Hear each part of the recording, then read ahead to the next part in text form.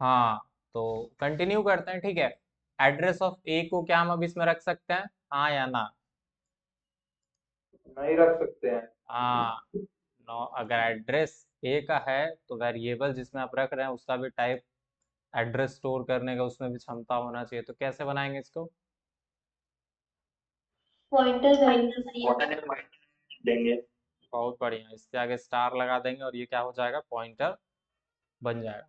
ठीक है, अभी रन करेंगे तो क्या होगा, कुछ नहीं, बस वही एक एड्रेस प्रिंट होगा।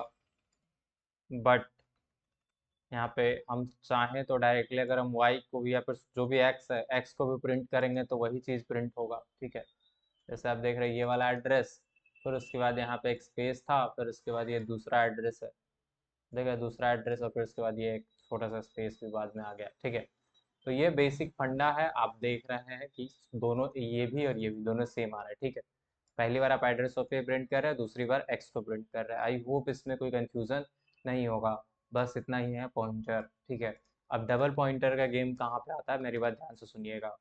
हम कहते ये हैं कि आपका जो एक्स है एक पॉइंटर है ना, एक्स एक पॉइंटर है, बट अगर अभी हम यहाँ पे एक स्टार वाई बनाएं, ठीक है, स्टार वाई, एंड इसमें क्या हम एड्रेस ऑफ एक्स रख सकते हैं।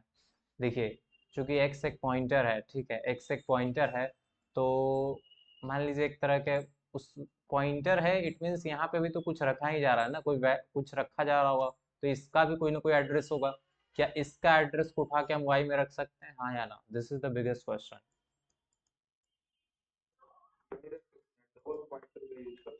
वेरी गुड, यहाँ पे आप लोग समझ गए कि आप लोग इस पर डबल पॉइंटर यूज करेंगे। मान लीजिए आप वाई में अगर रखना चाहते हैं एड्रेस ऑफ एक्स, तो आपको अभी रन करेंगे तो आपको एरर दिखना चाहिए प्रोबेबली।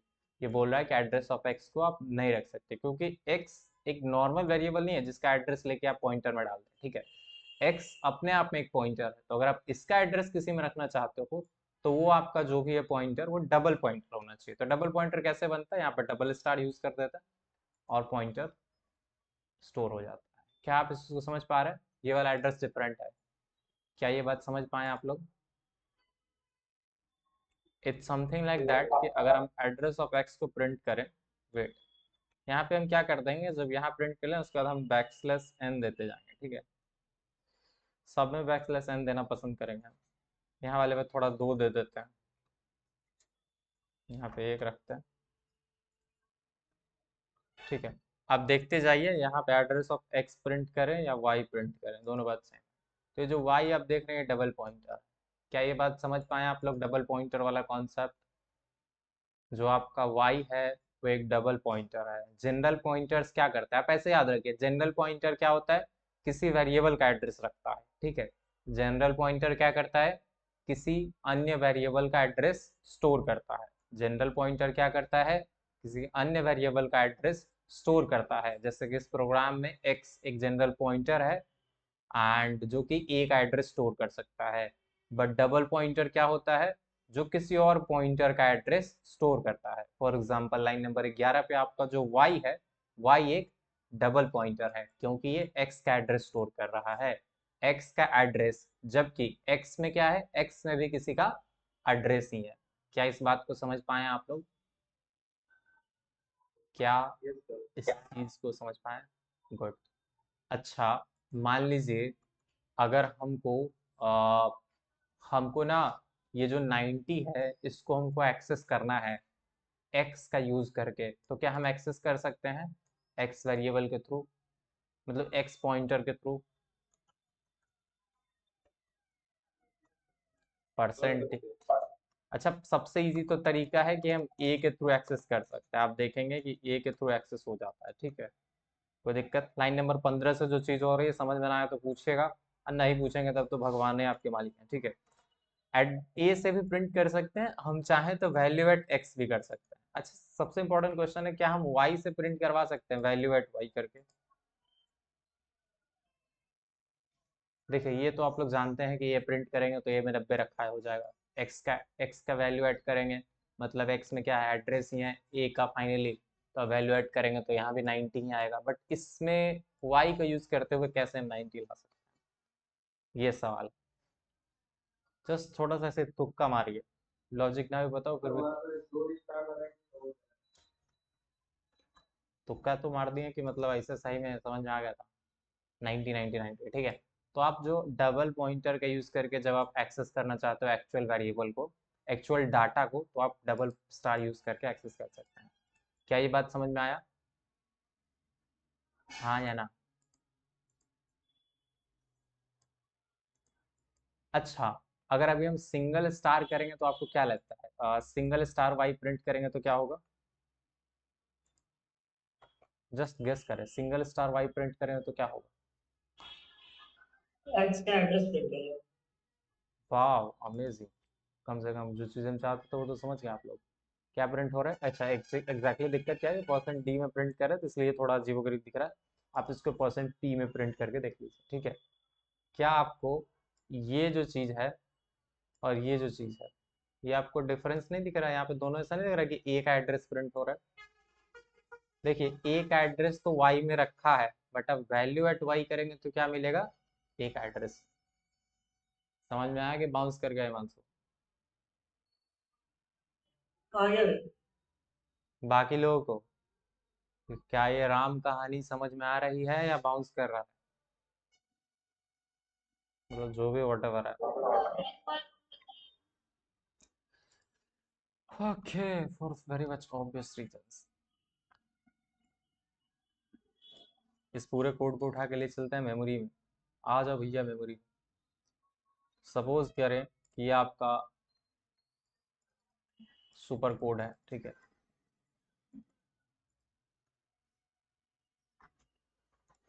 ठीक है, तो ये आपका सुपर कोड है, super code in the sense तो समझ लीजिए कोड है, ठीक है। फुल स्क्रीन करते हैं।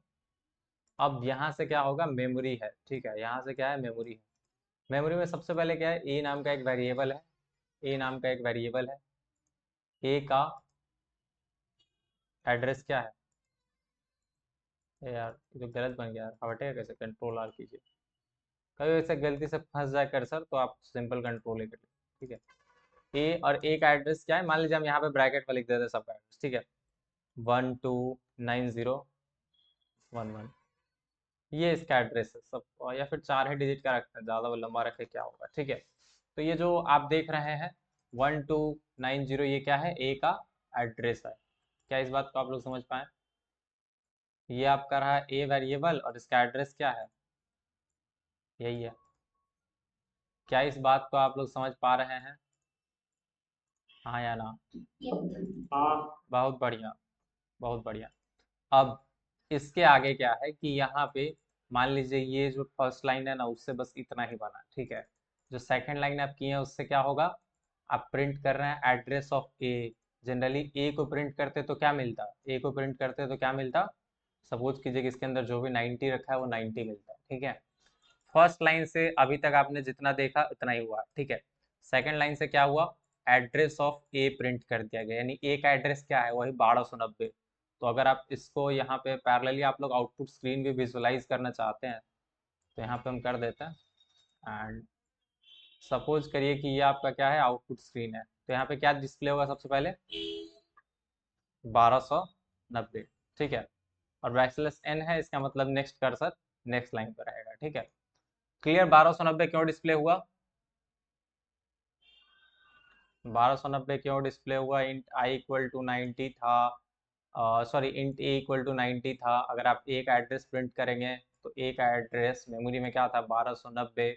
तो वही 1290 यहाँ पे प्रिंट हुआ। क्या ये बात समझ पाए आप लोग? ये सर समझ गए। बहुत बढ़िया। हम तो बस एक ही चीज सोचते हैं कहीं कोई ये ना बीच में बोल दे कि हमको समझ में नहीं आ रहा, और कहीं दूसरा बच्चा सामने से ये ना बोल दे कि इतना बच्चा वाला चीज आप बता रहे हैं, ठीक है।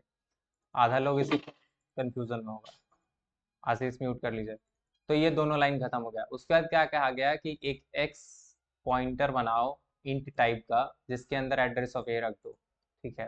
तो सपोज कीजिए कि हुआ कुछ ऐसा होगा कि मेमोरी में एक एक्स नाम का, मान लिया यहाँ बना दिया गया पॉइंटर, ठीक है। एक्स क्या है? एक्स एक पॉइंटर है। एंड रही बात कि इसका एड्रेस क्या है, सपोज कीजिए कि इसका एड्रेस है 4523, ठीक है। 4524 कर देता, ठीक है। एंड ये इसका एड्रेस और इसके अंदर डेटा क्या रखें? एड्रेस ऑफ ए, क्या रखे हैं, एड्रेस ऑफ ए, यानी कि इसमें क्या रखा होगा,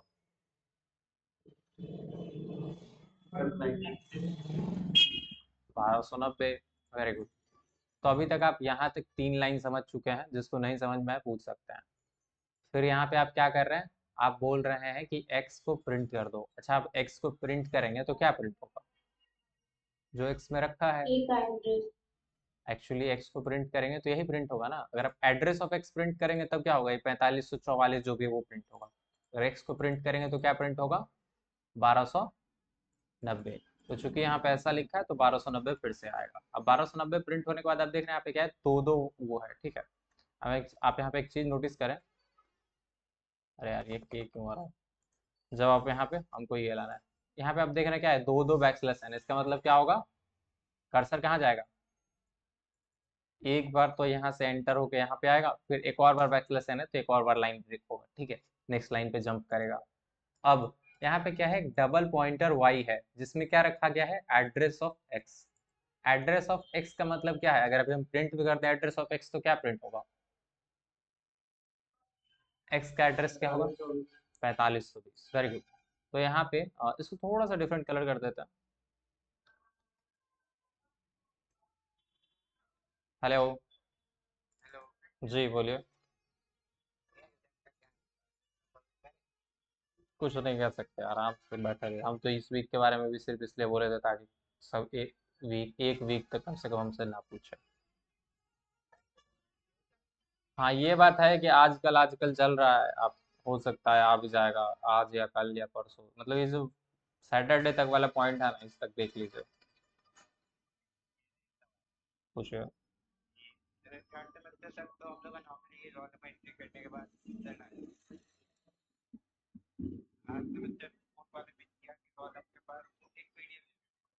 हम्म।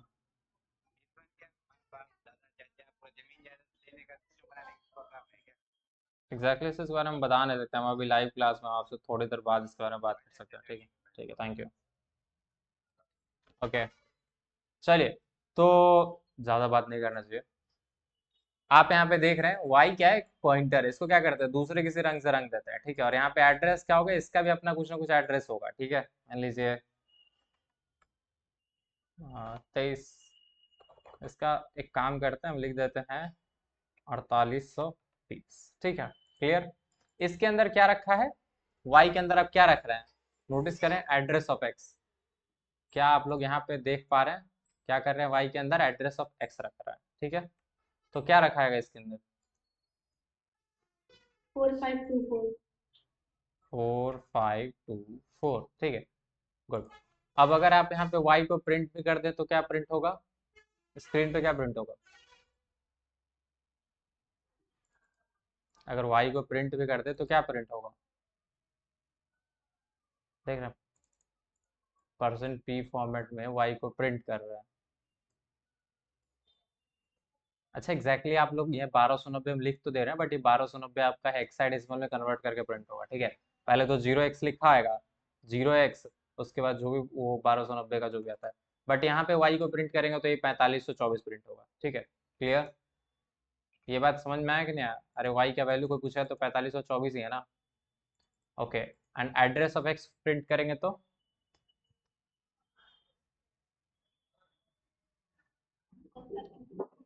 वही एड्रेस ऑफ x क्या है, 4524 है, यही प्रिंट होगा, ठीक है। तो अब देखेंगे वन मोर टाइम, आपको 4524 ही देखने को मिलेगा, ठीक है। फिर बैकस्लैश है 4524 के बाद, अब यहाँ पे क्या है, आप ए को प्रिंट कर रहे हैं, तो ए क्या होगा, अभी बैकस्लैश एन सिर्फ एक ही है तो यहीं पे 90 प्रिंट हो जाएगा। फिर एंटर होगा, आप क्या कर रहे हो, वैल्यू एट एक्स का मान कितना है, एक्स का मान कितना है, 1290। तो वैल्यू एट 1290 क्या होगा, वैल्यू एट 1290 मतलब 12, 90, बहुत बढ़िया। अब यहाँ पे क्या किया जा रहा है, स्टार स्टार वाई, यहाँ वाले पे आप नोट करेंगे, ठीक है, ये इंटरेस्टिंग है, star star y, star star y. अच्छा मान लीजिए इस स्टार को भी थोड़ी देर के लिए भूल जाइए, पहले इधर से इवेल्युएट होता है, पहले वाले जो इधर से होता है ना, वाई के बगल में जो सबसे क्लोजेस्ट स्टार होगा वो पहले इवेल्युएट होगा। तो इस स्टार वाई का मतलब क्या है, इस स्टार वाई का मतलब क्या है? नंबर्स में अगर आप बोले तो क्या बोल सकते हैं? देखिए, जनरल वाई का तो मतलब हो गया 4524। स्टार वाई का मतलब होगा ना 4524 पे जो डाटा रखा है, क्या होगा? 1290। आप अगर स्टार वाई को प्रिंट करेंगे तो क्या मिलेगा? 1290। अरे जैसे ये एक्स था, अगर अभी हम स्टार एक्स करते थे तो क्या मिलता था? ये जो 1290 है इस पे जाके 90 ले आता था। तो अगर आप स्टार वाई करेंगे तो ये जो एड्रेस है 4524, इस एड्रेस पे जाके जो भी इसको डाटा मिलेगा 1290 वो ले लेगा। तो स्टार वाई कम से कम आप समझ पा रहे हैं? हाँ। तो रिपीट कीजिए इसको।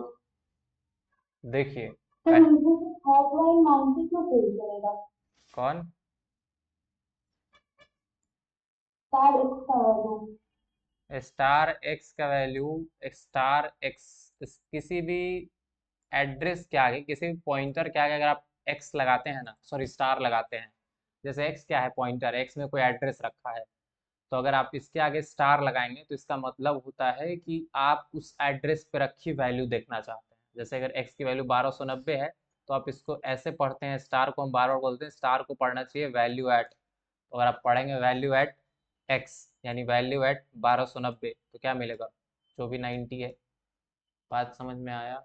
हाँ या ना? ये कुछ इसी तरह से डिज़ाइन किया गया। स्टार बस यही जुगाड़ दिया गया है कि आप उस एड्रेस पे, किसी एड्रेस के थ्रू आप डाटा एक्सेस कर पाए, इसी चीज़ के लिए आपको स्टार नाम का जुगाड़ दिया गया है। ठीक है, तो उम्मीद है आपको स्टार एक्स वाला समझ में आया हो सबको। रेज योर हैंड अगर आपको स्टार एक्स वाला कम से कम समझ में आ गया तो।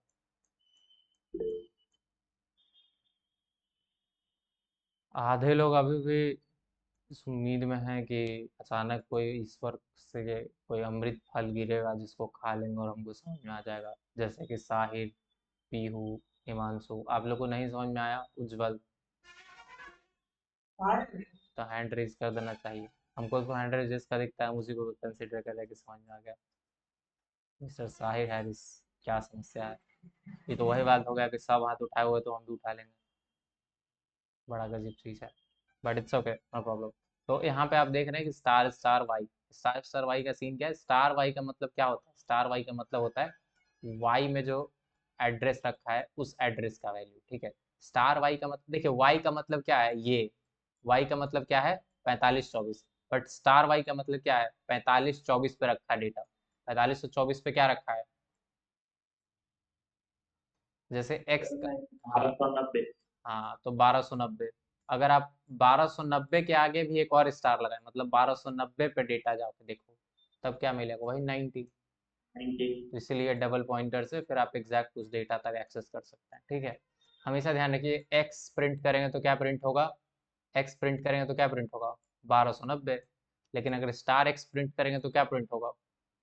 1290 पे रखी वैल्यू। क्या इस बात को समझ? अच्छा अच्छा भैया, हम्म, अगर इसी को थर्ड टाइम ट्रेवर्स करे तब बहुत मतलब ये बढ़िया। तीन का। मेरे मन में भी ये सवाल आया है कि ट्रिपल पॉइंटर बना सकते हैं। आई डोंट थिंक, मेरे को जहाँ तक पता है इसका जवाब शायद कोड भी थारी वाले वीडियो में दे रखा था कि ऐसा कुछ नहीं होता, but let's try this out.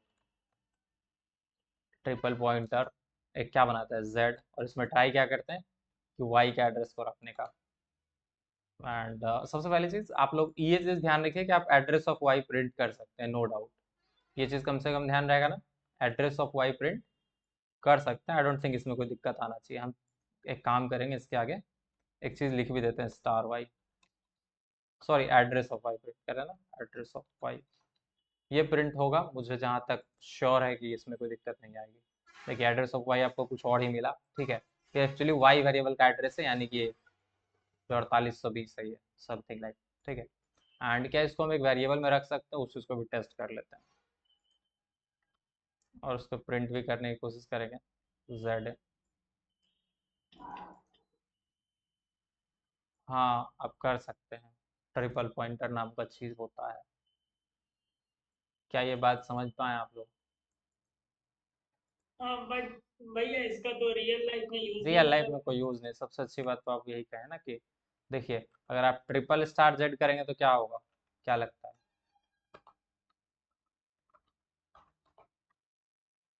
90 आ जाना चाहिए। कूल, इतना ही तो समझना था। 90 आ गया, बात समझ में आया? अरे बड़ा अच्छा से उसको समझने की कोशिश कीजिए, एक बार प्रैक्टिकली जब कीजिए ना समझ में आएगा, ठीक है। अब आपको मन में अब थोड़ा सा हमको लग रहा है कुछ लोगों को ये कीड़ा आ रहा होगा कि क्या 4 पॉइंटर कर सकते हैं, मतलब ट्रिपल पॉइंटर तो डबल तक तो सिलेबस में था, ट्रिपल हम अपना मर्जी से कर लिए, क्या चौथा करके देख लेते हैं। इसमें किसका एड्रेस रख सकते हैं, एड्रेस ऑफ जेड। और क्या करते हैं, इसको प्रिंट एफ डायरेक्ट करने की कोशिश करते हैं, क्या ये हो सकता है। परसेंट पी, ये बोलेगा इस बार पक्का मार हो जाएगा, बोलेगा भाई साहब गलत कर रहे हो तुम लोग। क्या मतलब तुम लोग को रूल पता चल गया तो इतना टेस्ट करोगे। यहाँ पे क्या लिखेंगे, डायरेक्टली जेड को प्रिंट करके देखते हैं। सॉरी जेड नहीं, जेड तो प्रिंट करें तो उसमें कोई एड्रेस आए। अच्छा यहाँ पे कुछ लिखे नहीं हम, क्या लिख दें यार, के। मान लीजिए के हमारा फोर्थ पॉइंटर, ठीक है, तो इसको क्या कह सकते हैं, fourth dimension pointer. Triple pointer के बाद क्या आता है, तो ये भी स्टोर हो सकता है गाइस, द रियलिटी इसकी कर सकते हैं। अब ये कहाँ तक जाएगा हमको भी नहीं पता, हम खुद पहली बार 3 के आगे गए हैं, सॉरी 2 के आगे भी हम पहली बार ही गए, समझे। जब भी यार पेपर हाँ, होगा, अगर डबल पॉइंटर बना दिए वेरिएबल, ठीक है, और उसमें नॉर्मल किसी पॉइंटर का एड्रेस रखते हैं तब।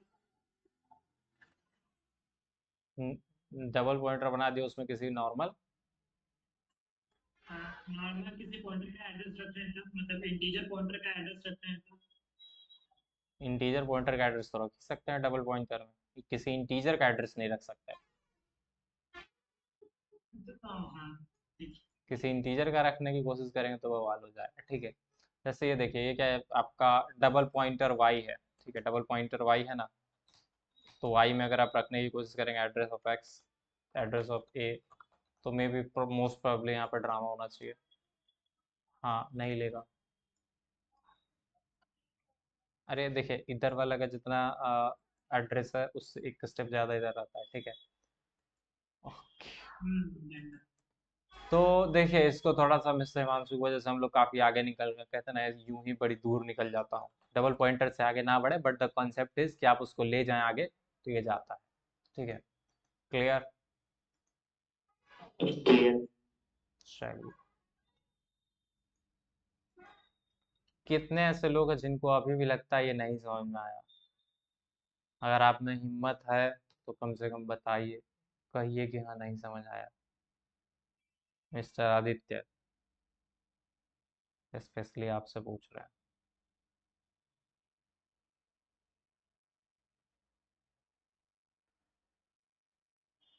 समझ गया मैं सब। बाकी लोग,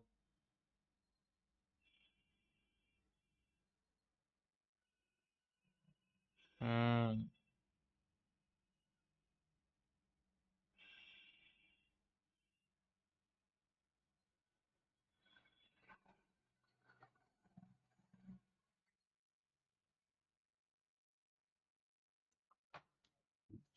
इट्स ओके।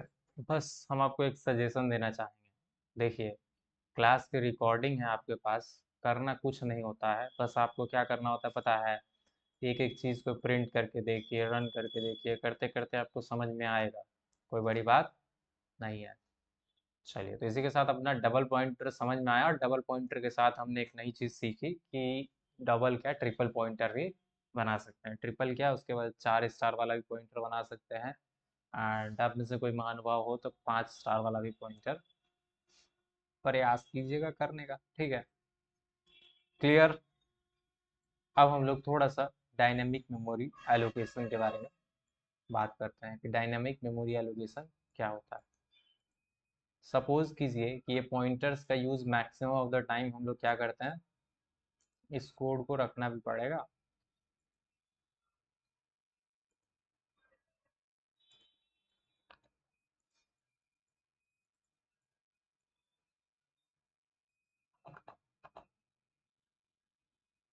तो ये बगल में आप कोड रख दिए, आप लोग इसको बहुत मतलब पतला लंबा चौड़ा कोड दिख रहा है, आप लोग इसको इजीली कर सकते हैं, ठीक है। हाँ यहाँ पे रहेगा तो 90 के बाद फिर 90 आएगा, ये जनरली आउटपुट जो है वो इस वाले कोड का है, ध्यान रखिएगा इसी कोड का ही आउटपुट है।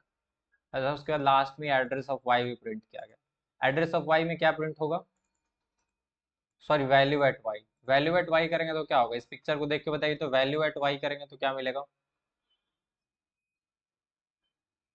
वैल्यू एट वाई करेंगे तो क्या मिलेगा? ना, गड़बड़। y का वैल्यू है 4524, अगर वैल्यू एट y करेंगे तो 1290। हाँ एग्जैक्ट 4544 एड्रेस पे जाएगा, जो उसको डाटा मिलेगा वो ले लेगा, यानी 1290। ठीक, सो इट्स करेक्ट। अभी भी किसी को कंफ्यूजन लग रहा है?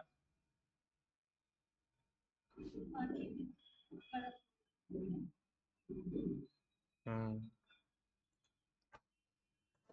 इसको देखिएगा, ठीक है, नहीं ये प्रोग्राम प्रैक्टिस के लिए है, इसको आप लोग एक्स्ट्रा के तौर पे करें, ठीक है। चलिए अब आगे चलने की बारी है, देखते हैं हम लोग डायनेमिक मेमोरी एलोकेशन क्या होता है।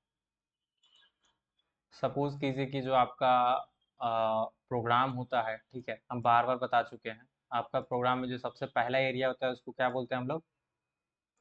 सबसे पहला एरिया जिसमें कोड वगैरह आता है उसको क्या बोलते हैं? मेमोरी। टेक्स्ट एरिया बोलते हैं। अरे पूरा वैसे तो पूरा बॉडी। पूरा प्रोग्राम नहीं नहीं मेमोरी नहीं होता यार, पूरा प्रोग्राम जो होता है वो कहाँ होता है? मेमोरी के अंदर होता है, ठीक है। पूरा प्रोग्राम, प्रोग्राम भी जनरली नहीं कहा जाता, जब वो मेमोरी में रन होने के लिए आता है तो उसको क्या बोलते हैं? प्रोसेस। ये छोटा सा बात ध्यान रखिएगा, ऑपरेटिंग सिस्टम्स जब आप पढ़ेंगे तो उस टाइम ये चीज़ आपको काम देगा, ठीक है। क्लियर आया ना? तो जो सबसे मेन पोर्शन होता है उसको हम लोग क्या बोलते हैं? टेक्स्ट। टेक्स्ट वाले एरिया में क्या रहता है? जो भी आप इंस्ट्रक्शंस या कोड लिख के देते हैं वो। एंड टेक्स्ट के अलावा नेक्स्ट सेक्शन क्या रहता है? डाटा। बहुत बढ़िया, कम से कम आपको याद तो है।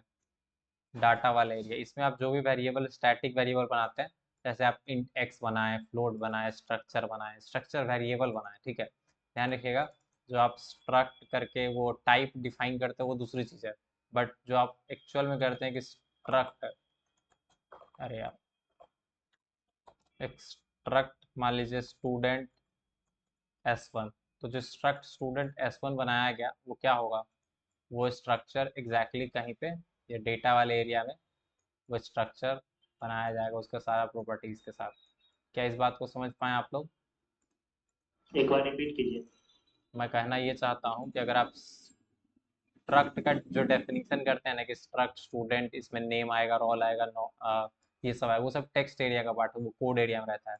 पर जब आप S1 बनाते हैं, मान लीजिए अब S1 के लिए नेम, नेम क्या होगा? एक हर्षित होगा, तो जो हर्षित का बाइनरी डाटा होगा, जो रोल नंबर का डाटा होगा, वो सब चीज़ कहाँ रखा जाएगा? डेटा एरिया में। आप चाहे आप मान लीजिए एक इंट n बनाते हैं, इंट x बनाते हैं, वो सारा कहाँ पे रहता है? डेटा एरिया में। आप मान लीजिए एक फ्लोट, आप 2 नंबर का सम का प्रोग्राम बना रहे हैं, ठीक है, सम का प्रोग्राम बना रहे हैं, उसमें जो आप एक्स वाई बनाते हैं वो सब किस एरिया में रहता है? डाटा। डाटा एरिया में, ठीक है। मान लीजिए आप सम एक्स वाई बनाए हैं, ये क्या है आपके? डेटा एरिया में। सपोज कीजिए कि आप दो डेटा रखे हुए हैं, 90 एंड क्या है, 95। तो ये आप मान लीजिए क्यों है, इसका थोड़ा वजह भी हम लिख देते हैं। इसके लिए कोड क्या होना चाहिए? आइडियल कोड तो ये होना चाहिए, अगर आपके कोड में कहीं से भी लिखा है कि int x is equal to 90, और यहाँ पे भले ही वो पता होगा कि इसका नाम x है, इसका कुछ एड्रेस भी होगा, int y is equal to 95। क्या ये बात समझ पा रहे हैं आप लोग? आप इस तरह से जो वेरिएबल बनाते हैं वो किस एरिया में जाता है? डेटा एरिया में। इसको हम लोग स्टैटिक डेटा एरिया भी कहा देता है। अब इसके अलावा दो और चीज़ें होती है, सबसे पहला तो होता है ऊपर साइड से, इसको हम लोग क्या कहते हैं? स्टैक। इसको क्या बोलते हैं? स्टैक। और इधर क्या होता है? हीप। जो ये एरिया है, जो डेटा के बाद वाले एरिया है ना, इसको क्या बोलते हैं? हीप, ठीक है। और इधर क्या होता है? इधर क्या होता है? इधर होता है स्टैक। अब होता ऐसा है कि इन दोनों के बीच में जगह खाली रहता है, ठीक है, इन दोनों के बीच में क्या रहता है? जगह खाली रहता है।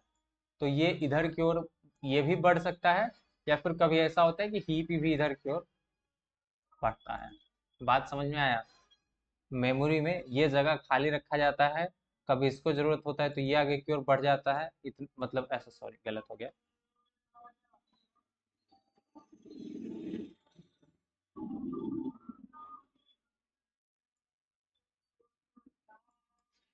क्या आप लोग जो हम कहना चाह रहे हैं समझ में आया? हाँ या ना, बस इतना कहें।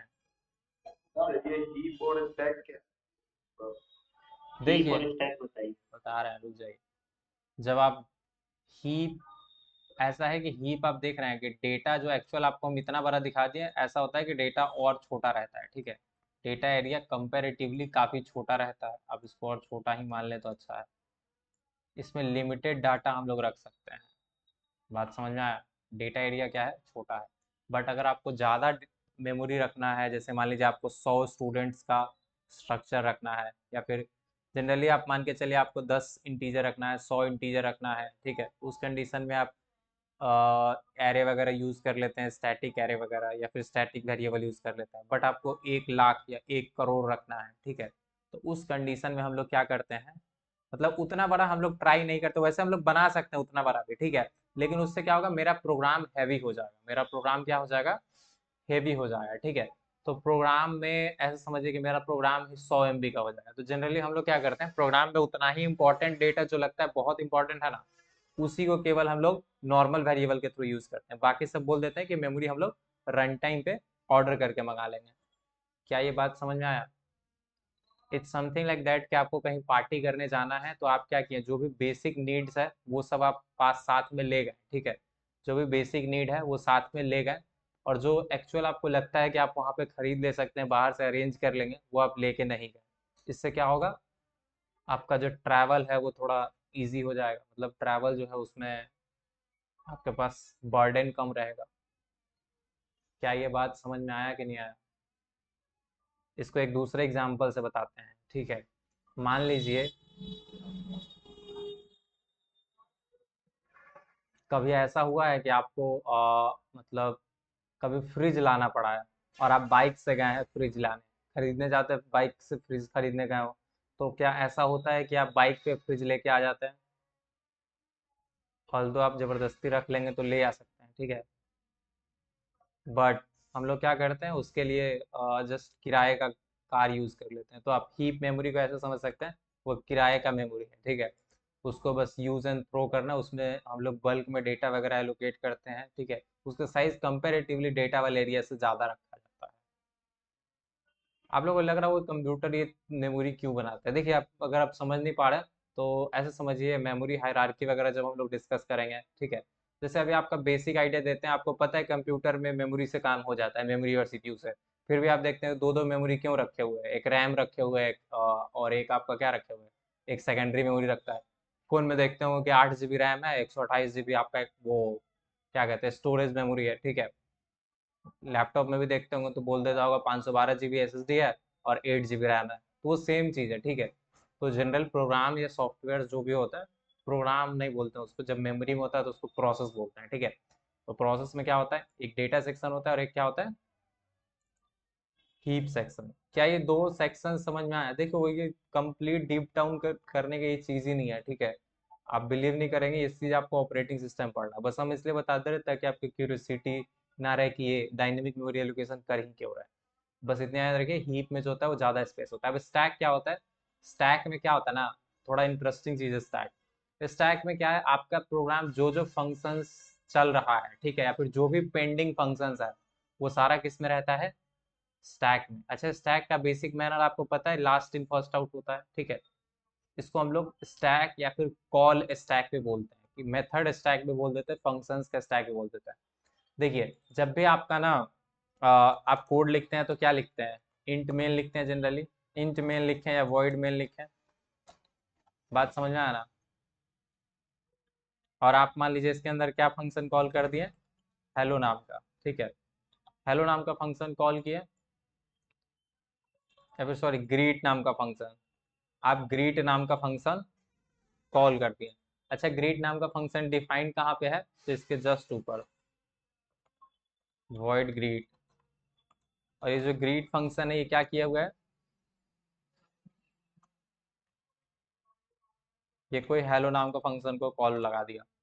एक्चुअली आप समझेंगे, मल्टीपल एक फंक्शन जब दूसरे फंक्शन को कॉल करता है, दूसरा तीसरे को कॉल करता है, तीसरा चौथे को कॉल कर देता है, तब क्या होता है। हेलो, एक्चुअली हेलो भी एक फंक्शन ही है। मान लीजिए वॉइड हेलो कर देता है। कॉल स्टैक वाली बात मोस्ट प्रोबेबली आप लोग भूल ही जाएंगे, अगर याद रहेगा तो समझ जाइए जीवन काफी अच्छा होने वाला है।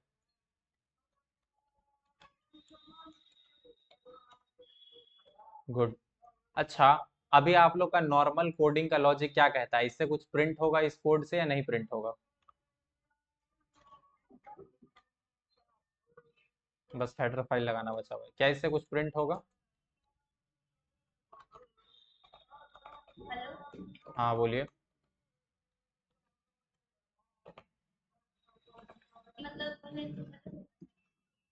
अच्छा माइक टेस्ट कर रहे थे, ठीक है बढ़िया। क्या इस कोड से कोई आउटपुट आएगा? चलिए इसको एक वॉइड में नहीं कर देते, जब सब वॉइड है तो इसे रिटर्न टाइप से कुछ खास फर्क पड़ता नहीं। क्या होगा आउटपुट इसका, बताइए। हेलो प्रिंट होगा। हेलो होगा। तो बस जब आप इसको समझते हैं तो आप समझिए आपको स्टैक नाम का चीज़ भी समझते हैं, क्या होगा?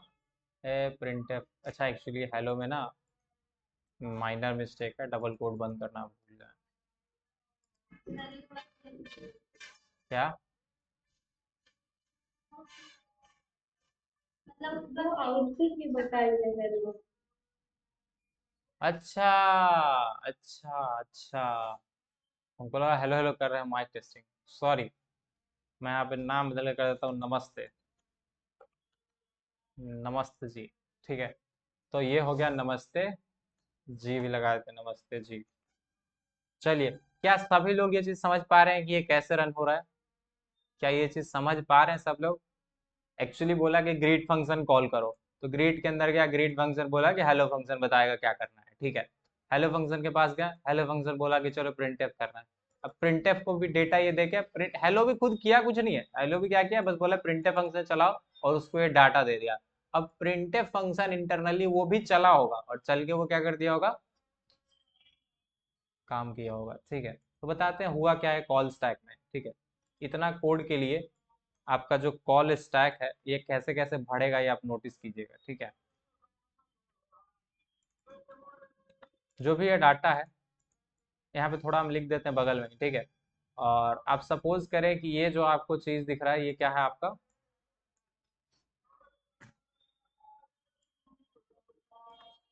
हम तो काफी गंदा ड्राइंग बना रहे हैं जी।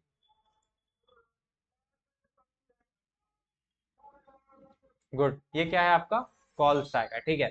कॉल स्टैक में क्या होगा, इसमें ना कोई इंटीजर नहीं पोस्ट किया जा रहा है, जनरली मेथड्स पोस्ट किया जा रहा है। तो सबसे पहला मेथड, सॉरी पोस्ट नहीं पुश किया जा रहा है, तो सबसे पहला मेथड इसमें पुश होता है वो कौन सा होता है, मेन। मतलब जो भी करेंटली मेथड अब एग्जीक्यूट हो रहा है वो पहले स्टैक में पुश कर दिया जाता है। तो यानी सबसे पहला मेथड कौन एग्जीक्यूट होना शुरू होता है, मेन। तो मेन को क्या किया जाता जी। है, स्टैक में डाल दिया जाता है, ठीक है। ये याद रखने के लिए कि कौन सा मेथड अभी चल रहा है। अब यहाँ पे क्या हुआ कि उसको पता है कि मेन में ना वो फर्स्ट लाइन पे ही गया, क्या बोलते हैं, ग्रीट फंक्शन मिल गया। अच्छा चलिए यहाँ पे ना यहाँ पे हम क्या कर देते हैं, फिर से ये वाला फंक्शन कॉल कर देते हैं, हेलो कर सकते हैं। ऑब्वियसली क्या होगा रन, बता सकते हैं आप लोग, क्या प्रिंट होगा? नमस्ते जी 2 बार, ठीक है। अब थोड़ा कोड इजी रहेगा, इसको ऐसे समझाएंगे तो मतलब होता है ना, क्लैरिटी नहीं मिल पाएगा ऐसे नहीं रखेंगे तो, ठीक है। अब सबसे पहले क्या पोस्ट हुआ स्टैक में, सबसे पहले क्या गया, मेन फंक्शन, ठीक है। स्टैक में सबसे पहले क्या गया, मेन वाला। अब यहाँ से आप एक चीज नोट करेंगे, मेन फंक्शन जब करेंटली एग्जीक्यूट हो रहा है, मेन फंक्शन किसको बोला कि कॉल होना है, मेन फंक्शन किसको बोला कॉल होना है, ग्रीट को। तो यानी कि ग्रीट फंक्शन अभी स्टैक में पुश हो गया। जो भी फंक्शन करेंटली चल रहा है वो स्टैक में बैठा रहेगा, वो फंक्शन क्या रहेगा, स्टैक में बैठा रहेगा, राइट। अभी क्या है स्टैक में, कौन सा फंक्शन है, ग्रीट फंक्शन। जब ग्रीट फंक्शन के अंदर गए तो ग्रीट फंक्शन किस फंक्शन को बोला कॉल करने के लिए, हेलो। तो तो देखिए ये ऑपरेटिंग सिस्टम मेंटेन किया रहता है कि किस फंक्शन के बाद किसको कॉल किया, वो चीज मेंटेन किया रहता है। ग्रीट के बाद किसको कॉल किया, हेलो को। यहाँ पे क्या कर देगा, एक तरह से हेलो को उठा के आ जाओ भाई नंबर में, ठीक है। यहाँ पे सब देखिएगा ऊपर से पुश होता है, जैसे स्टैक का रूल है ना, आप लोग डेटा स्ट्रक्चर में स्टैक ऑलरेडी पढ़ चुके हैं, ठीक है। बस वही चीज है, हेलो। हेलो के बाद हेलो फंक्शन को कॉल लगा, हेलो फंक्शन किसको कॉल कर दिया, हेलो फंक्शन किसको कॉल कर दिया, हेलो किसी को कॉल ही किया है, प्रिंटफ। प्रिंटफ को मान लीजिए प्रिंटफ उसके बाद कॉल हुआ, ठीक है, राइट, हाँ या ना। अब जैसे ही प्रिंटफ कॉल हुआ आप एक चीज नोट करेंगे, प्रिंटफ क्या होगा, प्रिंटफ काम अपना खत्म करेगा, ठीक है। अब तक क्या है, बाकी सब कोड खत्म नहीं हुआ, आपको लग रहा है कि ये खत्म हो गया, एक्चुअली ये वापस फिर यहाँ पे आएगा देखने की और आगे लाइन है कि नहीं। एक्चुअली जैसे ही देखा ग्रीट करना है तो ग्रीट चलाने चला गया, ठीक है, क्योंकि फिर उसको वापस भी आके नीचे कंटिन्यू करना है, तो इसीलिए एक तरह से स्टैक में मेंटेन किया रहता है। तो क्या प्रिंटफ का काम खत्म होगा? नमस्ते जी, अरे 1 सेकेंड 1.5 सेकेंड जितना भी समय लगेगा काम खत्म होगा ना। जैसे ही प्रिंटफ का काम खत्म होगा ये क्या होगा? स्टैक से पॉप हो जाएगा। बात समझ में आया? जो भी मेथड, अगर मान लीजिए ये प्रिंटफ के अंदर कोई और मेथड कॉल किया रहता तो क्या होता है? प्रिंटफ यहीं पड़ा रहता है और दूसरा मेथड और स्टैक में आता। ये बात समझ में आया? जस्ट अभी हम वापसी में पूरा क्लोज करेंगे ना तब आपको और अच्छा समझ आ जाएगा। मान लीजिए प्रिंटफ क्या हुआ? पॉप हो गया, क्योंकि प्रिंटफ का काम खत्म। अब हेलो में वापस आया, हेलो फंक्शन में वापस आया कि अच्छा प्रिंटफ के बाद भी कुछ और है क्या? नहीं। जैसे ये पूरा एग्जीक्यूट, किसी भी फंक्शन का जब पूरा लाइन ऑफ कोड एग्जीक्यूट हो जाता है तो वो स्टैक से हट सकता है। तो हेलो पूरा हट जाएगा स्टैक से, क्योंकि हेलो में एक ही लाइन था प्रिंटफ। तो हेलो क्या हो जाएगा? हटेगा, हटेगा ना।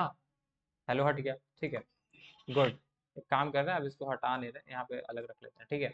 हेलो हट गया। अब उसके बाद क्या है? हेलो के बाद अभी कौन सा फंक्शन उसको देगा? ग्रीट। तो ये फिर क्या करेगा? ग्रीट के पास आएगा, ग्रीट में चेक करेगा। ग्रीट में अच्छा चलो हेलो वाला लाइन तो चला दिए थे, इसके बाद कुछ और लाइन है क्या? क्या इसके बाद कुछ और लाइन है? नहीं। तो देखिएगा कि ग्रीट का फंक्शन का भी पूरा कोड एग्जीक्यूटेड है, तो ग्रीट भी क्या हो जाएगा? ग्रीट भी रेस से बाहर आ जाएगा, ठीक है। अब मेन में वापस आएगा। क्या मेन में जहां तक एग्जीक्यूट किए थे उसके आगे कुछ और कोड है? हेलो है ना। तो क्या करेगा? ये हेलो को फिर से एग्जीक्यूट करेगा। तो एग्जीक्यूट करने के लिए क्या करता है? पहले स्टैक में डालता है। तो स्टैक में क्या करेगा? अब इसका कोड एग्जीक्यूट करना शुरू किया, मतलब पहला लाइन भी एग्जीक्यूट करने से पहले स्टैक में डाल देता है, और जैसे ही लास्ट लाइन एग्जीक्यूट कर लेता है तो स्टैक से बाहर निकाल देता है। बात समझ में आया? एक्चुअली जो मल्टीपल फंक्शंस का कॉल होता है ना, वहाँ पे कॉल स्टैक बहुत इंपॉर्टेंट है, ठीक है। तो हेलो फंक्शन किसको फिर कॉल कर रहा है? हेलो फंक्शन किसको कॉल कर रहा है? प्रिंटफ को। तो प्रिंटफ क्या होगा? इसके बाद इसमें जाके लग जाएगा नंबर। प्रिंटफ थोड़ी देर में फिर से नमस्ते जी प्रिंट करके, और प्रिंटफ का कहानी खत्म। जैसे प्रिंटफ का काम खत्म, फिर ये हेलो वाले फंक्शन में आएगा। प्रिंटफ के नीचे कुछ और नहीं है तो ये फिर से डिलीट हो जाएगा, ठीक है। अब मेन के अंदर आएगा, मेन के अंदर देखेगा अच्छा हेलो के बाद अब तो कुछ नहीं है, तो फाइनली मेन भी स्टैक से बाहर आ जाएगा। अब जैसे ही स्टैक खाली हो जाता है तो हम लोग क्या कहते हैं कि प्रोग्राम एग्जिट प्रोग्राम। क्या ये बात समझ में आया? एक्चुअली जो फंक्शन एग्जीक्यूट होने जा रहा है वो पहले तो स्टैक में जाके बैठेगा, और जैसे ही उसका सारा कोड एग्जीक्यूट हो जाएगा तो वो क्या होगा? एक्चुअली ये आपको ना, ये कंप्यूटर को हेल्प करता है, ऑपरेटिंग सिस्टम को, कि कहाँ तक, जैसे मेन से वो शुरू किया था, अब फिर उसको मान लीजिए ग्रिड चलाने वो चला गया, होता है ना कि वहां चलेगा, फिर उसको जब वापस आना है तो शुरू करना, ये चीज को पता रहना चाहिए किस फंक्शन में वापस जाना है। तो ये वापस जाने के लिए स्टैक का यूज होता है। बात समझ में आया या नहीं आया? सर हाँ। इसमें स्टैक मतलब हम लोग तो फंक्शन का यूज करते हैं ज़्यादा, कभी ना, आप एक फंक्शन का भी जब कोड बनाते हैं ना, मान लीजिए आप मेन बना और आपके मेन के अंदर क्या है? कुछ नहीं है, फिर भी क्या होता है? ऑपरेटिंग सिस्टम मेन को उठा के स्टैक में पुश करता है। ये वर्चुअल स्टैक एक तरह से मेमोरी में मेंटेन करता है, ठीक है। ये सब ऑपरेटिंग सिस्टम काम करता है। आप लोग समझते हैं ना कि एप्लीकेशन सॉफ्टवेयर तो हम लोग बनाते हैं, ऑपरेटिंग सिस्टम अपने आप में बहुत स्मार्ट है, तो वो एक स्टैक जैसा ही स्ट्रक्चर यूज करता है, उसको हम लोग इसीलिए स्टैक भी बोलते हैं। तो उसमें क्या करता है? फंक्शंस को स्टोर किया जाता है। बात समझ में आया कि नहीं आया? बस इतना बताइए। जस्ट स्टैक समझने, मेरा समझाने का कोई पर्पस भी नहीं था, ठीक है। जब आप रिकर्जन पढ़ेंगे तब आपको स्टैक समझ में आएगा। स्टैक को अच्छे से समझना है, आपको अच्छे से बताते हैं। कोई भी यूट्यूब पर रिकर्जन का वीडियो देख लीजिएगा, आपको वो स्टैक समझाएगा ही समझाएगा, बिना स्टैक के रिकर्जन समझ में नहीं आता, ठीक है। तो स्टैक भी समझा देगा और वहाँ पे आपको रिकर्जन का कॉन्सेप्ट क्लियर हो जाएगा। बात समझ में आया? बट अपना मेन मुद्दा है हीप के बारे में। जो डायनेमिक मेमोरी एलोकेशन वाला पूरा गेम है वो कहाँ चलता है? हीप एरिया में, ठीक है। तो जनरली कंप्यूटर में आपका प्रोग्राम ना दो ही टाइप का एरर देता है, या तो अगर आपका ये वाला जो लिमिट है, ठीक है। अरे यार बार बार इधर क्यों आ जाता है तुम लोग यार? एक चीज करेंगे, इसको इस बार लिंक नहीं करेंगे, ये खराब करता है काम, ठीक है, गुड। तो ये आगे ग्रो करेगा। एक टाइम हो सकता है कि या तो हीप इसमें जाके टकरा जाए। अगर हीप में आप मान लीजिए और डायनेमिक मेमोरी एलोकेट किया जा रहा है, और डायनेमिक मेमोरी एलोकेट कर रहा है, और एलोकेट कर रहा है, तो ये क्या होगा? हीप का एरिया बढ़ते जाएगा, और क्या होगा? एक टाइम के बाद ये इसमें टकरा जाएगा, ठीक है। तो टकराने जा को क्या बोलते हैं हम लोग? हम लोग क्या बोलते हैं? Out of memory. आपका प्रोसेस जब भी आप प्रोग्राम देखेंगे ना क्रैश होता है कंप्यूटर में, तो दो ही रीजन होता है, या तो आउट ऑफ मेमोरी यानी जो हीप है ये क्या हो गया, फिल हो गया। क्या ये बात समझ पाए आप लोग? हीप फिल हो गया, ठीक है, मतलब मेमोरी खत्म हो गया। या फिर दूसरा क्या होता है, दूसरा ये होता है कि उधर से वो जो स्टैक है वो आप ज़्यादा भर दिए, तो उसको आप लोग को जनरली स्टैक ओवरफ्लो के नाम से दिखता है। आप लोग ये यूट्यूब पर एक वेबसाइट भी देखे होंगे, या फिर एक वेबसाइट बहुत फेमस है स्टैक ओवरफ्लो, इसका नाम भी यही सोच के रखा गया था। ये बहुत बड़ा प्रॉब्लम था। तो जो स्टैक ओवरफ्लो बनाने वाले थे उन्होंने क्या कहा कि अपना वेबसाइट पे क्या होगा, सब लोग अपना एरर सॉल्व कर पाएगा, सब लोग अपना एरर शेयर करेगा, बाकी लोग उसको सॉल्व करेगा। तो इसीलिए उसका नाम भी उन्होंने रख दिया स्टैक ओवरफ्लो। इसलिए आप देख रहे हैं यहाँ पे आइकन में भी दिखता है कि स्टैक जैसा एक चीज बना है और ये ओवरफ्लो हो रहा है। बात समझ आया? इस वेबसाइट का नाम आप में से कितने लोग सुन के रखे हैं, स्टैक ओवरफ्लो? अरे बड़ा इंपॉर्टेंट, बहुत पावरफुल वेबसाइट है। इस पे आप जनरली 99% जो आप लाइफ में एरर फेस करेंगे वो कोई ना कोई इस पे फेस कर रखा होगा। इसलिए आप देखते हैं यहाँ पे क्या लिखा हुआ है, एक स्टैक बनाए हुए है। अब इसका लोगो अगर चाहें तो ओपन इमेज न्यू टैब कर सकता हूँ क्या मैं?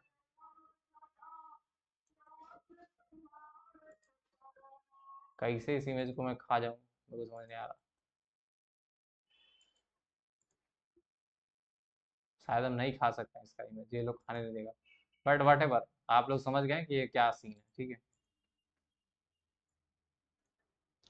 बंद करें इसको। तो आपका प्रोग्राम जनरली दो ही वजह से खत्म होता है, या तो आउट ऑफ मेमोरी या स्टैक ओवर। तो इसलिए हम लोग को कहा जाता है कि जो फंक्शंस का कॉल है ये ध्यान रखना। अच्छा, आप मान लीजिए रिकर्जन में इनफाइनाइट कॉल कर देते हैं, होता है ना, रिकर्जन में आप इनफाइनाइटली एक दूसरे का कॉल कर देते हैं, तो वहाँ पे आपका स्टैक ओवरफ्लो आता है। या फिर आप एक लूप में क्या करें, डायनेमिक मेमोरी एलोकेट करते चले जाएं, करते चले जाएं, करते चले जाएं। क्या आप लोग ये दोनों का एग्जाम्पल देखना चाहते हैं, स्टैक ओवरफ्लो और आउट ऑफ मेमोरी का? देखिए, हम तो दिखाने को सब कुछ दिखा देंगे, ऐसा कोई चीज़ प्रैक्टिकल में बना नहीं है जो आपको हम करके नहीं दिखा सकते। मे भी थोड़ा टाइम लगे, बट करके तो हम कुछ भी दिखा दे सकते हैं। ये मैं कॉन्फिडेंस से ही कह रहा हूँ। आज की कितना तारीख है जी? कल तो हमको भोज खाने जाना पड़ेगा, मित्र का, भैया का विवाह है। कोई बात नहीं, क्लास करा के ही हम जाएंगे, आप लोग ना खुश हो, ठीक है। चलिए, तो हम आपको ट्राई करते हैं। वैसे हम ये कर पाएंगे नहीं कर पाएंगे पता नहीं, हमारा कंप्यूटर वो खुद को अलाउ ही नहीं करेगा, बट काम करते हैं, प्रोग्राम 1 करके बनाते हैं, प्रोग्राम 1.c। इसमें क्या करेंगे आप देखिएगा, इसमें हम ट्राई करेंगे कि मेमोरी एलोकेट किए जाएंगे, किए जाएंगे, किए जाएंगे, एकदम उसको मार डालेंगे एलोकेट कर करके, ठीक है। हैश इंक्लूड, सबसे पहली चीज कौन सा इंक्लूड करते हैं, stdio.h। अच्छा, इसके लिए हमको stdio.h का नीड भी नहीं पड़ेगा, आप देखिएगा क्या होगा, ऐसे ही हो जाएगा। बट इसको करते हैं, देखते हैं क्या होता है। stdio.h, ठीक है। और void main बनाते हैं। इसके अंदर क्या करेंगे, कुछ नहीं, एक वाइल ट्रू लूप लगा देते हैं। वाइल ट्रू क्यों लिख रहे हैं, वाइल 1 लिख सकते हैं या वाइल ट्रू। वाइल ट्रू का मतलब क्या, इनफाइनाइट लूप है, ठीक है। और इसमें हम क्या करेंगे, ट्रू क्यों नहीं आ रहा, अच्छा 1 यूज कर सकते हैं, ठीक है। malloc.h को इंक्लूड करना ही पड़ेगा, वो तो मेमोरी एलोकेशन का पाप है, ठीक है। अब malloc को इंक्लूड किए हैं। अब यहाँ पे हम क्या कर रहे हैं, यहाँ पे देखते हैं, यहाँ पे ना हम बस वो एड्रेस को भी कहीं स्टोर नहीं करेंगे, ठीक है, कहीं स्टोर नहीं करेंगे। बोल देंगे malloc एक काम करो, हजार हजार साइज के एलोकेट किए जाओ, बस। उसको हम पॉइंटर क्या दे रहा है नहीं दे रहा है, उसको किसी एड्रेस में स्टोर कर रहे हैं, उसको कुछ नहीं है, बोले हजार हजार साइज का एलोकेट किया जाओ। देखते हैं रन करके क्या होता है। रब ना करे कि क्या आप लोग को ये लॉजिकल इलॉजिकल नहीं लग रहा है, मतलब थोड़ा सा लग रहा है कि अटपटा सा चीज कर रहे हैं। एक लूप लगाए हैं, उसमें बोल रहे हैं कि पहली बार 1000 ब्लॉक का करो, फिर 1000 ब्लॉक का करो, जब तक जिंदा हो करते रहो।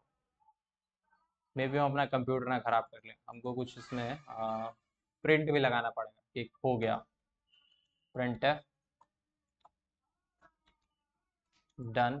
ये कितनी बार कर दिया, ये चीज हम लोग को चेक करते रहेंगे। Int i is equal to 0, ठीक है। और डन प्रिंट करने के साथ यहाँ पे क्या कर देंगे,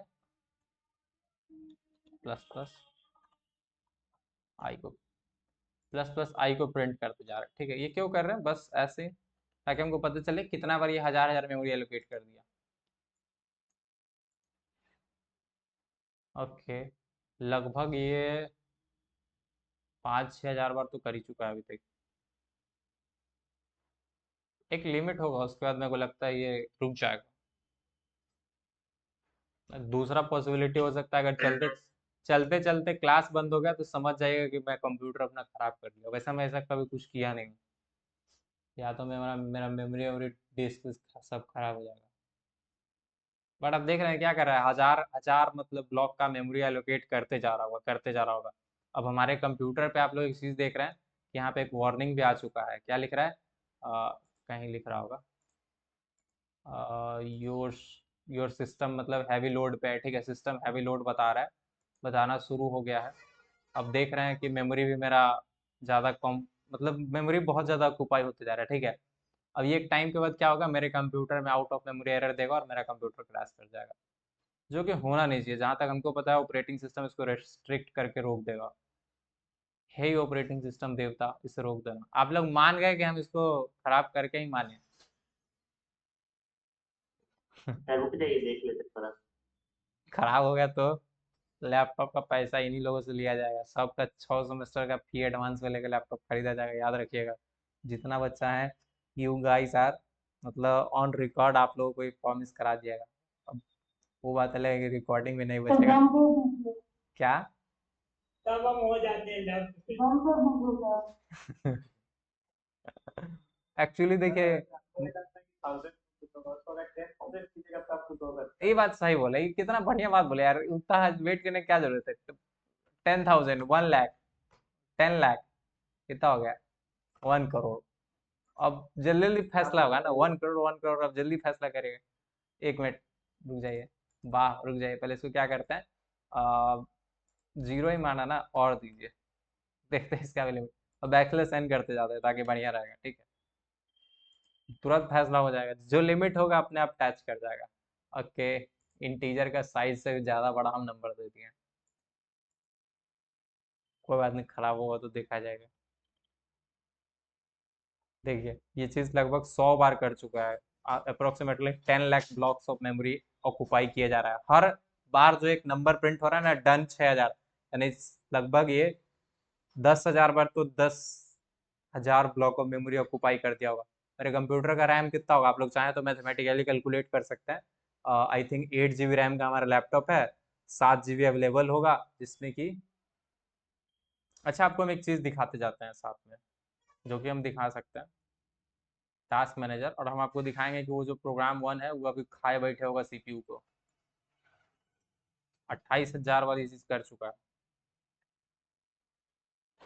वैसे आपके दिखाने से पहले ही दिख रहा है उसका, बताओ। क्या? टास्क मैनेजर ऑफिस की सब तो चाह रहा है कि खराब हो जाए। यहाँ पे देखिए 94 पर। VS कोड के अंदर में ये होगा, एग्जीक्यूट हो रहा है। देखिए प्रोग्राम 1 32 बिट, कितना मेमोरी खा गया जी तुम? अब तक मात्र 0.5 MB खा पाया है। मतलब क्या दिक्कत है तुमको?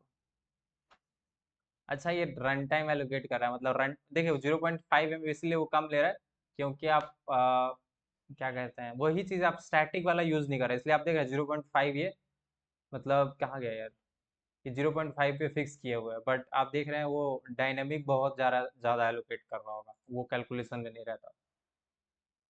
तो ऐसा समझिए ये इतना सारा मेमोरी बनाया जा रहा है, ठीक है, बनाया जा रहा है, बनाया जा रहा है, बनाया जा रहा है।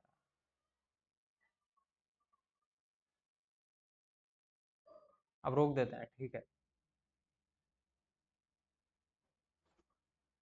मे बी इसका कोई लिमिट तो होना चाहिए था।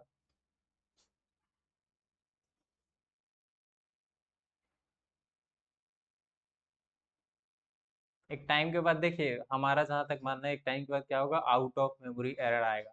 अगर आप लोग चाहते ही हैं इस एरर को लाना, तो शायद हम लोग, आप गूगल पे सर्च कर सकते हैं how to write a code जिससे कि मेमोरी में एरर आ जाए, आउट ऑफ मेमोरी एरर आ जाए। एक बार 9 डाल देना, एक की जगह पूरा में 9 डाल दीजिए, उसके बाद चेक कीजिए। आने का ऐसे पूरा दिमाग लगाए हुए, छोड़ दीजिए, थोड़ा देर में अपने आप हो जाएगा, ठीक है। एक्चुअली देखिए हम आपको बताते हैं, हीप एरिया का भी एक लिमिट है। देखिए हम आपको जैसा क्या है ना, एक प्रोसेस को पूरा एक अमाउंट, मतलब क्या कह सकते हैं, एक calculated amount of memory area दिया जाता है, जिसमें डेटा तो उसका जितना रिक्वायरमेंट होता है वो कोड देख के ही पता चल जाता है कि डेटा में कितना देना है। और हीप भी वो क्या करता है, कुछ फिक्स्ड अमाउंट ऑफ एरिया देता है, भले ही वो बहुत बड़ा होता है डेटा के कंपैरिजन में वो एरिया, बट फिर भी उतना उसको भी फिल किया जा सकता है। देखें आप इसको 1-2 घंटे रन कीजिएगा, मे बी 1-2 घंटे बाद वही आउट ऑफ मेमोरी एरर लिख के और ये कोड रन होना बंद हो जाएगा। बात समझ में आया? उतना वक्त नहीं है, वरना हम इस चीज़ सबको बस कह दे रहे हैं, भरोसा कर लीजिए, 2 घंटे रन करके देख लीजिएगा, आउट ऑफ मेमोरी एरर लिखेगा और बाद में वो बंद हो जाएगा। ठीक है, आप लोग एग्जाम्पल अगर हम कहीं दिखा पाए, गूगल से दिखा देते हैं कि out of memory error. Sir अगर हम लोग का लैपटॉप क्रैश कर गया तो अपना अपना जिम्मेवारी, कहता है ना, do it at your own risk. Chemistry वाले सर आपको एक्सपेरिमेंट बताते हैं, बाद में नहीं बोलते हैं कि अपना अपना रिस्क पे करना, जलेगा कटेगा। और सर थोड़ा देर पहले आपने बोला था कि प्रैक्टिकल आप कीजिएगा। कर तो रहे हैं हम। देखिए यही एरर कुछ आता है, आउट ऑफ मेमोरी एरर आएगा और कहानी खत्म हो जाएगा। सर केमिस्ट्री लैब में करके भी दिखाया जाता है पहले, आप करके दिखाई गया तो उसके बाद तो अच्छा, out of memory error in C program कैसे ला सकते हैं? चैट जीपीटी हम लोग को जरूर बताएगा कि देख ऐसा कुछ लिख दो कि एकदम मतलब इतना सारा मेमोरी एलोकेट कर दो, मर ही जाए तुम्हारा कंप्यूटर।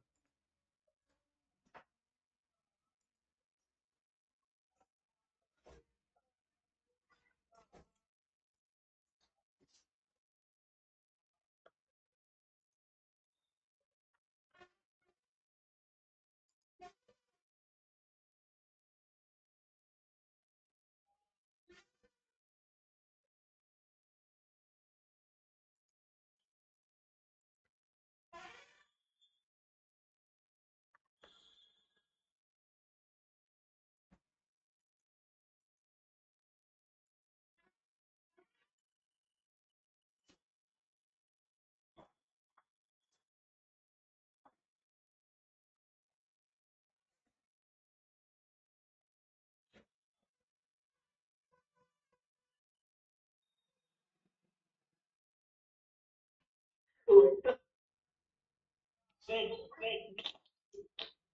सर मैकबुक का नाम लेके आप आ गए थे। क्या हो गया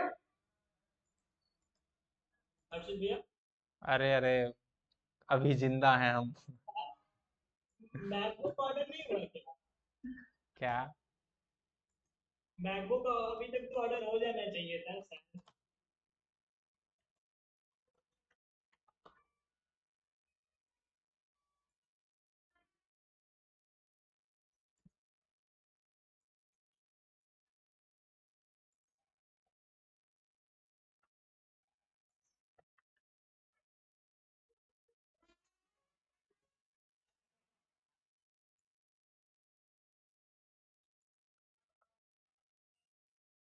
गुड।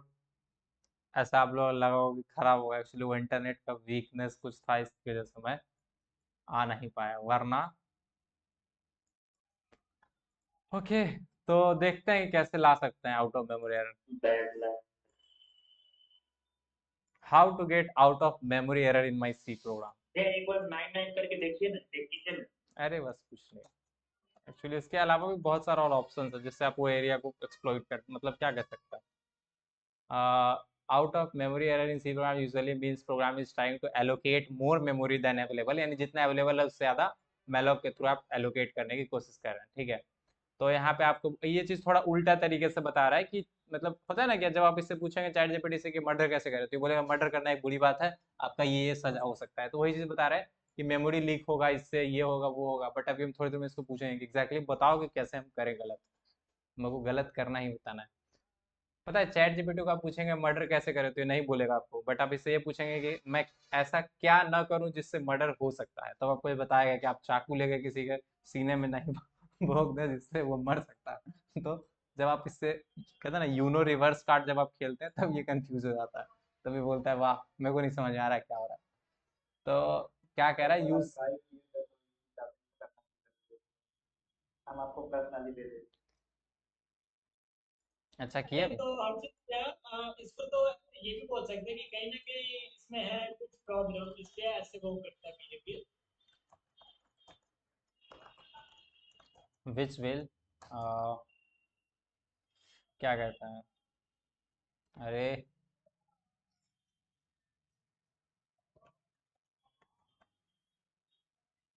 एक काम करते हैं, ठीक है, पहले हम ना एक प्रोग्राम इससे लिखवा लेते हैं जिससे हम लोग ये गेस कर पाए कि कितना अवेलेबल मेमोरी, ठीक है। सही है। उसके हिसाब से उतना लूप, उतना डायरेक्टली मतलब लूप के थ्रू ट्राई करेंगे कैलकुलेट करके कहानी खत्म कर देने का, ठीक है। If you are looking for अच्छा एक कोड दिया जिससे बोल रहा है कि वो बता देगा। Code to estimate available memory heap memory क्या है।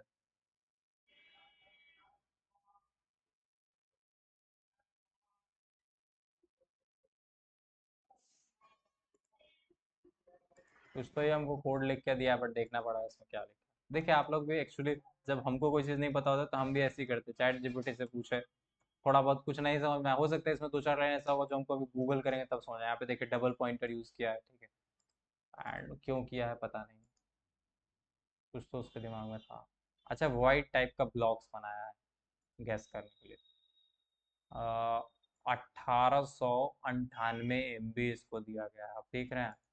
एक्चुअली इसी सेम कोड को ना हम मतलब एक्सप्लॉइट करा सकते हैं। जो प्रोग्राम वन था अपना, क्योंकि हम इसको अगर दूसरे तरीके से रन करेंगे ना तो ये आपको एक्सप्लॉइट हो जाएगा। बताते हैं। अभी हम यहाँ से रन कर रहे हैं VS कोड से, इसकी वजह से 1809 MB का मतलब क्या है अप्रोक्सीमेटली, सॉरी कितना बोला 1800, साल में रन कीजिएगा। अरे नहीं नहीं हाँ वही से ही रन करें एग्जीक्यूटेबल को।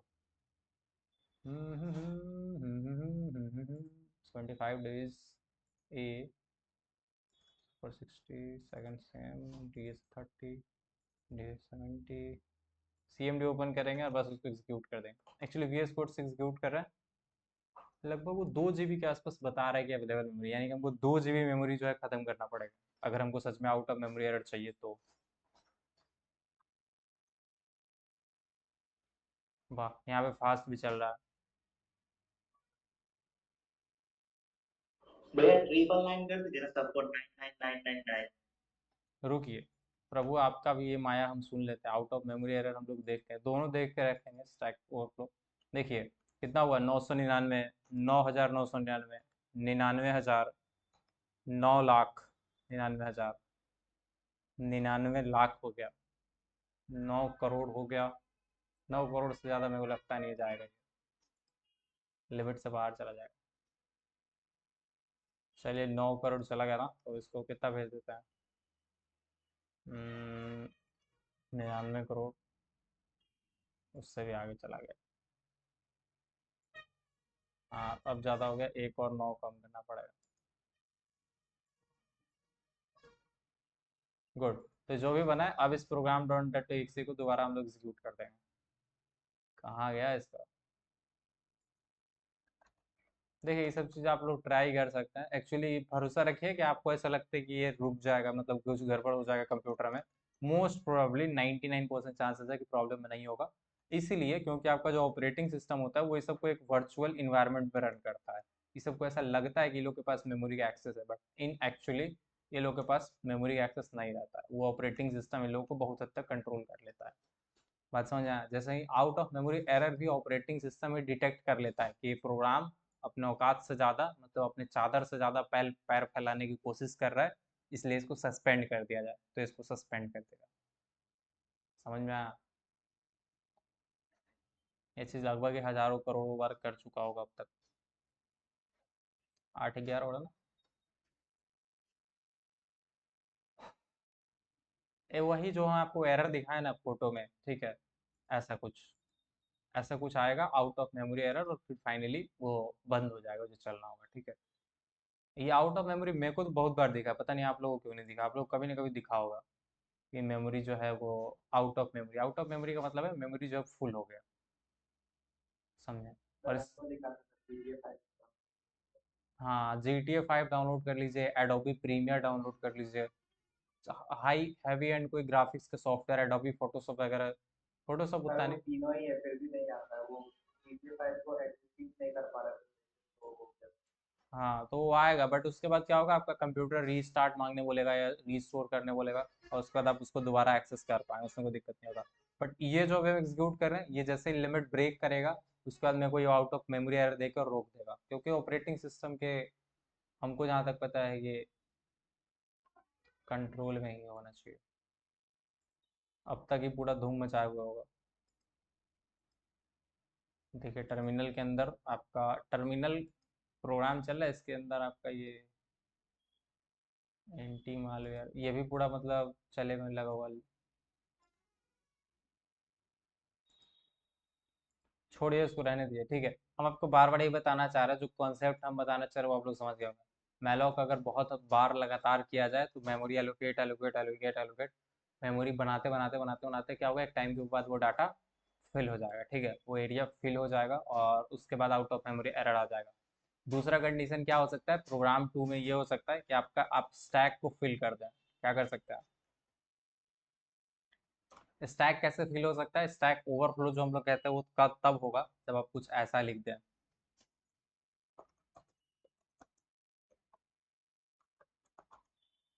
मान लीजिए इसमें हम चाहें तो बिना स्टूडियो फाइल के भी ये चीज़ हम करके दिखा सकते हैं शायद। वैसे हमको स्टूडियो फाइल लगेगा ही।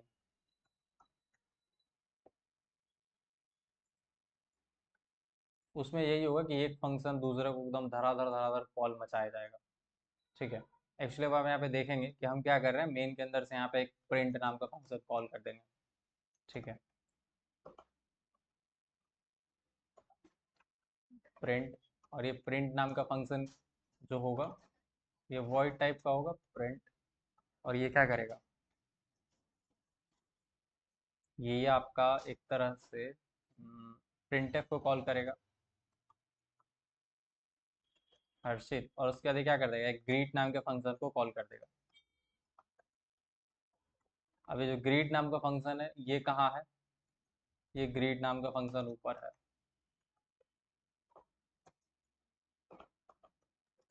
Void greet. और ये जो ग्रीट फंक्शन है ना ये बहुत ज़्यादा मतलब अजीबोगरीब किस्म का फंक्शन है। ये क्या करेगा, यहाँ पे बैकस्लैश एन रखना पड़ेगा, ये हाय हर्षित प्रिंट करेगा पहले तो, हाय हर्षित, ठीक है। और उसके बाद ये क्या कर देगा, ग्रीट फंक्शन वापस से आपको प्रिंट वाले फंक्शन को कॉल कर देगा। इससे क्या होगा, जैसे एक बार चेन रिएक्शन शुरू होगा कि पहले ग्रीट को कॉल किया गया, फिर ये दोनों आपस में एक दूसरे को कॉल कॉल करके दिमाग खराब कर लेगा। अब चूंकि आप यहाँ पे लिख रहे हैं तो आपको दोनों को पहले फॉरवर्ड डिक्लेरेशन दोनों का देना पड़ेगा, वरना वो एरर देगा। क्योंकि देखिए प्रिंट बना नीचे है बट आप ऊपर यूज कर रहे हैं, तो इसलिए आपको दोनों को फॉर्मेट डिक्लेरेशन जो हम लोग कहते हैं प्रोटोटाइप बनाना, दोनों का बना दे। एक वॉइड प्रिंट है और एक वॉइड क्या है, ग्रीट है, दोनों का बना दीजिए फॉरवर्ड में। अब हम रन करेंगे तो मे बी ये रन हो जाएगा। ये भी एट द एंड वैसे जिसको आउट ऑफ मेमोरी पे मरा था, मतलब आउट ऑफ मर नहीं पाया क्योंकि कंप्यूटर का स्पेसिफिकेशन बहुत ज़्यादा था, बट वैसे ही ये क्या होगा, स्टैक ओवरफ्लो पे जाके रुक जाएगा, ठीक है। स्टैक ओवरफ्लो पे जाके रुक जाएगा, बट ये हो नहीं रहा, ये पता लगा। देखिए अभी क्या हो रहा होगा, स्टैक में पहले तो आपका मेन जाएगा, ठीक है। स्टैक में सबसे पहले मेन जाएगा और मेन किसको पुश करेगा, प्रिंट को। अब प्रिंट जैसे ही पुश हुआ, प्रिंटफ तो कर दिया हर से, फिर उसके बाद ग्रीट को कॉल किया, ग्रीट पुश हुआ। फिर उसके बाद एक्चुअली कोई भी फंक्शन पुश तभी होगा, पॉप तभी होगा जब उसके ऊपर वाला सब निकल जाएगा, ठीक है। तो ये लगातार सब लोग पुश हो जाएगा हो जाएगा, एक टाइम के बाद ऐसा होगा कि ये स्टैक ओवरफ्लो आके ये कोड एग्जिट करेगा। ये दोनों चीज़ को आप लोग और अच्छे से समय मिलेगा कभी तो समझिएगा, अभी इस चीज़ को समझने का जरूरत नहीं है। इसको कहते हैं, हम लोग चले थे कहाँ, डायनेमिक मेमोरी एलोकेशन करने। हम लोग चले कहाँ गए, इसलिए हम लोग कहते हैं कि हम जब इतना बोले थे कि हीप में डेटा रहता है, स्टैक में फंक्शन रहता है, आप लोग को उसी टाइम उतना मान लेना चाहिए था। बट कोई बात नहीं, आप लोग ध्यान रखिए हीप में अगर आप बहुत ज़्यादा मेमोरी एलोकेट करते रहेंगे तो उससे क्या होगा, एक टाइम के बाद हीप फिल होगा और आउट ऑफ मेमोरी एरर आके अपना प्रोग्राम क्रैश होगा या बंद हो जाएगा। स्टैक अगर आप ज़्यादा फंक्शंस कॉल करते जाएंगे रिकर्जन में, या फिर मतलब लूप में बहुत सारा फंक्शन एक दूसरे को कॉल कॉल किए जा रहा है और स्टैक में से कोई निकल नहीं रहा है, हमेशा नया फंक्शन आया जा रहा है, एक टाइम के बाद क्या होगा, स्टैक भर जाएगा और उसका स्टैक ओवरफ्लो एरर आएगा और कोड खत्म हो जाएगा, मतलब प्रोग्राम एग्जीक्यूट होना बंद हो जाएगा, क्रैश हो जाएगा एक तरह से। क्या ये बात समझ में आया? वैसे बहुत सारा और भी रीजन है प्रोग्राम के क्रैश होने का, ठीक है, बट ये दोनों मोस्ट कॉमन रीजन है, स्टैक ओवरफ्लो और out of memory error. Next class में हम लोग भी स्पेशली समझेंगे कि डायनेमिक मेमोरी एलोकेशन इस एरिया में कैसे करते हैं, उसका एड्रेस कैसे मिलेगा, वॉइड टाइप का कैसे मिलेगा, तब तक के लिए बाय बाय, गुड नाइट, मिलते हैं दूसरे क्लास में, ठीक है। उम्मीद है आपको आज की क्लास में कुछ नया समझ में आया होगा, ठीक है। और एक चीज़ हमेशा कंप्यूटर साइंस में ध्यान रखिए, आप अभी कुछ नहीं जानते हैं, ठीक है। अभी आपको बहुत सारा चीज़ जब पता चलेगा, हम खुद भी बहुत सारा चीज़ हमको धीरे धीरे पता चला है, तो जब आप बहुत सारा चीज़ पता चलेगा, ऐसा समझिए कुछ कॉन्सेप्ट आप ऑपरेटिंग सिस्टम में पढ़ेंगे, कुछ आप कंप्यूटर आर्किटेक्चर में पढ़ेंगे, कुछ आप कंप्यूटर आर्किटेक्चर में जो आप ये सब पढ़े थे बाइनरी हेक्साडेसिमल वो सब यूज़ होगा, कुछ डेटा स्ट्रक्चर का कॉन्सेप्ट स्टैक वगैरह यूज़ होगा, कुछ कंप्यूटर नेटवर्क का कॉन्सेप्ट यूज़ होगा, कुछ ग्राफिक्स का कॉन्सेप्ट यूज़ होगा, कुछ आपका प्रोग्रामिंग लैंग्वेज का नॉलेज यूज़ होगा, कुछ आपका कंप्यूटर फंडामेंटल का नॉलेज यूज़ होगा। जब आप सारा नॉलेज कंबाइन करेंगे, जब आप सारा नॉलेज कंबाइन करेंगे आपके ब्रेन में जब पूरा जाल बन जाएगा, तब आप कह सकते हैं कि आप एक इंजीनियर बन जाएंगे, या फिर तब आपको हर चीज़ों के पीछे का पर्पस समझ में आएगा। क्या ये बात समझ पा रहे हैं? जैसे हमसे अभी आप पूछेंगे ना एक जवाब, तो हम ट्राई कर सकते हैं कि पर्पस बताने का कि हाँ कौन सा चीज़ क्यों है, ठीक है। तो वैसे ही आपके दिमाग में जब ये सब हर टॉपिक जो है एक दूसरे से रिलेटेड है, जिस दिन आप ये सारा मैप आपके दिमाग में बना हुआ रहेगा, उस दिन आप कंप्यूटर को अच्छे से समझ पाएंगे, या फिर वर्किंग ऑफ कंप्यूटर। क्या ये बात समझ में आया जो हम कहें, या बाउंस कर गया?